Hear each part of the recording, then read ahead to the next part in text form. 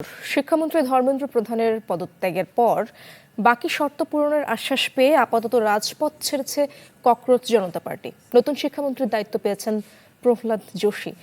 1 মাসের বেশি সময় ধরে আন্দোলনে উত্তাল দিল্লির যন্তর মন্তর এখন শান্ত।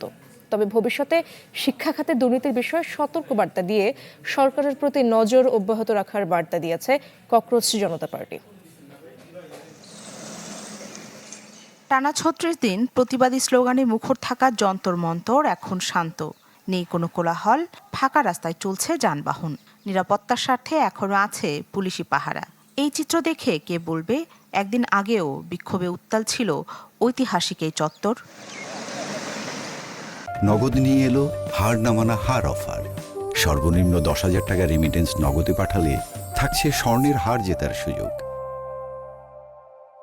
মেডিকেল পরীক্ষায় প্রশ্নপত্র ফাঁস সহ শিক্ষা খাতে দীর্ঘ সময় ধরে চলে আসা দুর্নীতি ও অনিয়মের বিরুদ্ধে ককরোচ জনতা পার্টির নেতৃত্বে চলা আন্দোলন থেমেছে শিক্ষামন্ত্রী ধর্মেন্দ্র প্রধানের পদত্যাগের মধ্য দিয়ে। সেই সাথে আত্মহত্যাকারী শিক্ষার্থীদের পরিবারকে ক্ষতিপূরণ, আন্দোলনে অংশ নেওয়া ছাত্র যুবাদের বিরুদ্ধে থাকা মামলা প্রত্যাহার সহ বেশ কিছু শর্ত সরকার মেনে নেয়ায় আপাতত রাজপথ ছেড়েছে সিজেপি। ভারতের নতুন শিক্ষামন্ত্রী হিসেবে নিয়োগ দেওয়া হয়েছে প্রহ্লাদ যোশীকে। এছাড়াও তিনি নবায়নযোগ্য জ্বালানি এবং ভোক্তা, খাদ্য ও গণবণ্টন মন্ত্রণালয়ের দায়িত্ব পালন করছেন। मुझे जिम्मेदारी दिया है और इस जिम्मेदारी को माननीय प्रधानमंत्री जी की अपेक्षा अनुसार मैं जिम्मेदारी निभाऊंगा।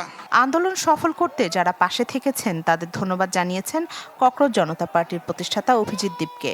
রোববার সকালে সামাজিক যোগাযোগ মাধ্যম এক্সে দেয়া পোস্টে জানান, আন্দোলন খুব কঠিন ছিল।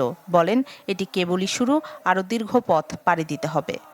जो पिछले 37 डेज में झेला, it was really difficult. It was not easy, not just for me but for all of our team, and most of all I would like to thank each and every supporter of the Cockroach Janata Party spread across India. This is just a beginning. The Cockroach Janata Party has a long way to go. এদিকে ভারতের নতুন শিক্ষামন্ত্রী প্রহ্লাদ যোশীকে সতর্কবার্তা দিয়েছে CJP. হুঁশিয়ারি দিয়ে বলেছে, সরকারের ওপর দেশের যুব সমাজ নজর রাখছে। এছাড়া 5 দফা শিক্ষা সংস্কার সনদ বাস্তবায়ন করবে সরকার, এমন প্রত্যাশার কথাও জানায় সিজেপি। গত জুনের শেষ দিকে ককরোচ পার্টির নেতৃত্বে দেশজুড়ে হওয়া শিক্ষার্থী আন্দোলনে শেষ পর্যন্ত মন্ত্রিসভায় পরিবর্তন আনতে বাধ্য হয় মোদি সরকার। বিশ্লেষকদের মতে, চাপের মুখে সিদ্ধান্ত না নেওয়ার জন্য পরিচিত নরেন্দ্র মোদির জন্য এই পদত্যাগ ছিল একটি ব্যতিক্রমী ঘটনা। রাখি জেসমিন, চ্যানেল 24।